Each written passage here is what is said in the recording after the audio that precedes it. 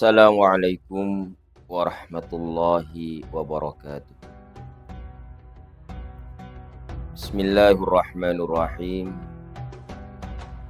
Innal hamdalillah nahmaduhu wa nasta'inuhu wa nastaghfiruh wa na'udzu billahi min shururi anfusina wa min sayyiati a'malina.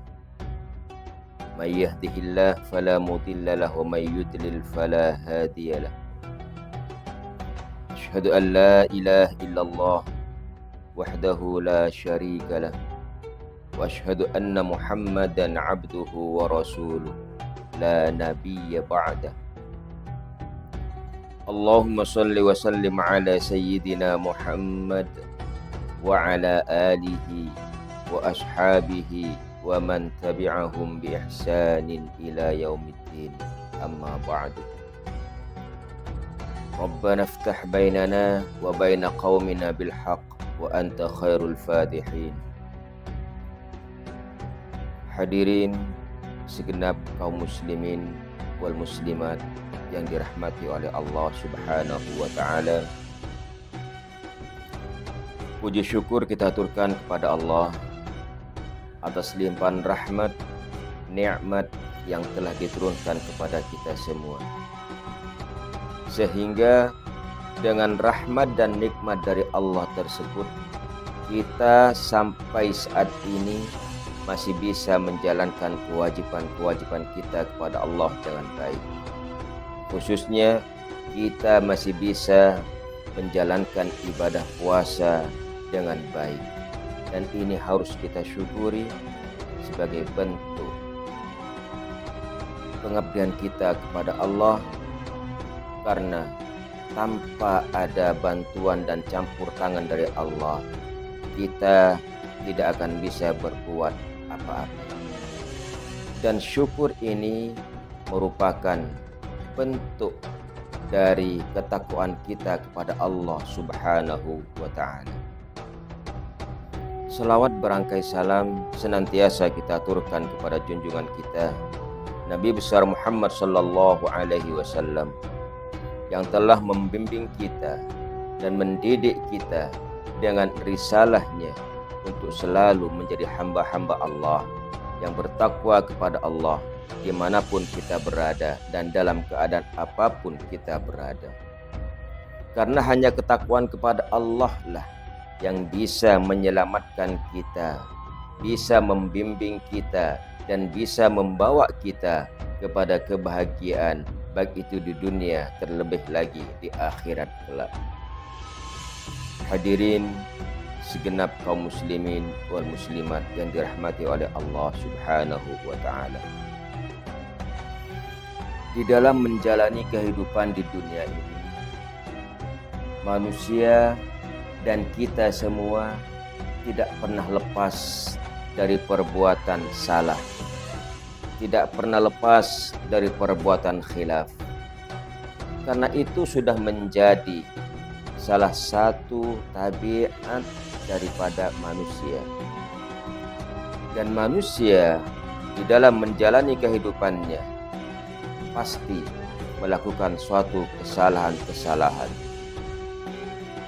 Karena manusia di dalam menjalani kehidupannya banyak melakukan kesalahan-kesalahan, maka menjadi suatu kewajiban bagi dirinya bagaimana dia memperbaiki kesalahan-kesalahannya dan bertobat kepada Allah Subhanahu wa ta'ala. Banyak manusia melakukan pelanggaran-pelanggaran kepada Allah Subhanahu wa ta'ala. Dia tidak mengikuti segala perintah Allah. Dia tidak melaksanakan sholat. Dia tidak melaksanakan ibadah puasa dan kewajiban-kewajiban yang lain dari Allah Subhanahu wa ta'ala. Ketika orang ini menyadari akan itu semuanya dan dia mau bertobat kepada Allah Subhanahu wa ta'ala dan melakukan semua apa yang Allah perintahkan, maka Allah akan mengampuni dosa-dosa orang tersebut. Karena di dalam hadis qudsi dikatakan, ketika seorang hamba memohon ampun kepada Allah, maka Allah akan mengampuni dosa hamba tersebut. ketika seorang hamba melakukan suatu perbuatan dosa sebesar langit dan bumi, tapi ketahuilah bahwa ampunan Allah itu lebih luas dari langit dan bumi. Ini ketika manusia mau bertobat kepada Allah Subhanahu wa taala dan berbuat salah kepada Allah Subhanahu wa taala. Tapi di sana ada sebuah perbuatan dosa yang Allah tidak akan mengampuni sebelum orang itu memohon ampun kepada orang yang dia berbuat aniaya kepadanya. Dan ini kesalahan-kesalahan yang kadang-kadang tidak kita sadari. Dan ini merupakan perbuatan dosa yang selalu kita lakukan, tapi kita tidak menyadari kalau Allah tidak akan mengampuni dosa kalau kita tidak mohon ampun kepada orang yang telah kita aniaya.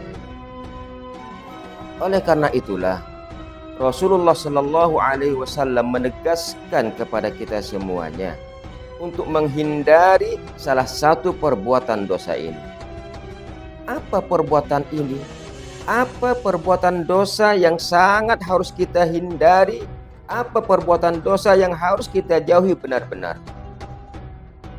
Rasulullah Shallallahu Alaihi Wasallam pernah bersabda, "Al-ghibatu asyaddu minaz zina." Perbuatan ghibah atau dosa ghibah itu bisa dikategorikan lebih dahsyat daripada perbuatan zina. Mengapa dikatakan seperti itu? Ketika seseorang berbuat dosa kepada Allah dan dia memohon ampun kepada Allah, maka Allah akan mengampuni dosa-dosanya. Tapi ketika orang itu melakukan perbuatan ghibah, dia membicarakan aib orang lain, menyebarkan kesalahan-kesalahan orang lain, dan dia tidak meminta ampun kepada orang yang dia bicarai tersebut, maka Allah tidak akan mengampuni dosa-dosanya. Kenapa? Karena orang tersebut masih berbuat salah kepada manusia yang lain. Maka perlu dipahami bahwasanya hablun minan nas itu juga harus menjadi sesuatu yang tertanam dalam jiwa kita. Hablun minallah saja itu tidak cukup, tapi hablun minan nas harus kita lakukan. Hablun minan nas tidak cukup, tapi hablun minallah harus kita tegakkan. Intinya, ketika kita berbuat salah kepada orang lain, ketika kita membicarakan kejelekan orang lain, maka sebelum kita bertobat, memohon ampun kepada Allah, memohon ampunlah kepada orang yang telah kita salahi, memohon ampunlah kepada orang yang telah kita ghibahi, memohon ampunlah kepada orang yang kejelekan-kejelekannya sudah kita publikasikan kepada orang lain. Insya Allah dengan hal seperti itu, maka Allah akan mengampuni dosa-dosa kita. Hadirin segenap kaum muslimin wal muslimat yang dirahmati oleh Allah Subhanahu wa taala. Setelah kita mengetahui akan besarnya dosa ghibah ini, setelah kita mengetahui bahwasanya Allah tidak akan mengampuni dosa ghibah ini sebelum kita memohon ampun kepada orang yang kita ghibahi, sebelum kita memohon ampun kepada orang yang kita sebarkan kejelekan-kejelekannya, maka seharusnya dan selayaknya bagi kita untuk menjaga diri kita, menjaga lidah kita untuk tidak selalu membicarakan aib orang lain. Maka berbahagialah orang yang selalu disibukkan oleh aibnya sendiri dan meninggalkan aib orang lain. Tuba liman syaghalahu aibuhu an uyubin nas. Berbahagialah orang yang disibukkan oleh aibnya sendiri dan meninggalkan aib orang lain.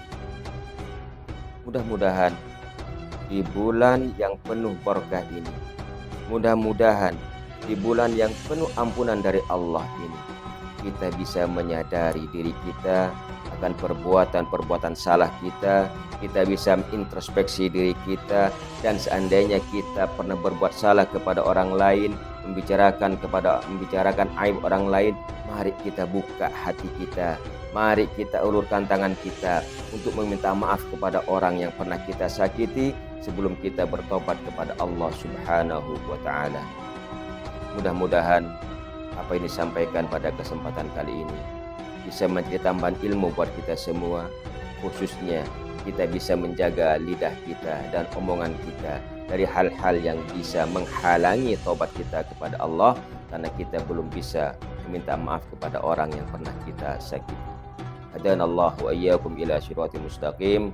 Mohon maaf kalau ada kekurangan, karena semuanya itu bersumber dari kebodohan saya pribadi. Dan kalau ada sesuatu yang baik, semuanya karena Allah Subhanahu wa ta'ala. Assalamualaikum warahmatullahi wabarakatuh.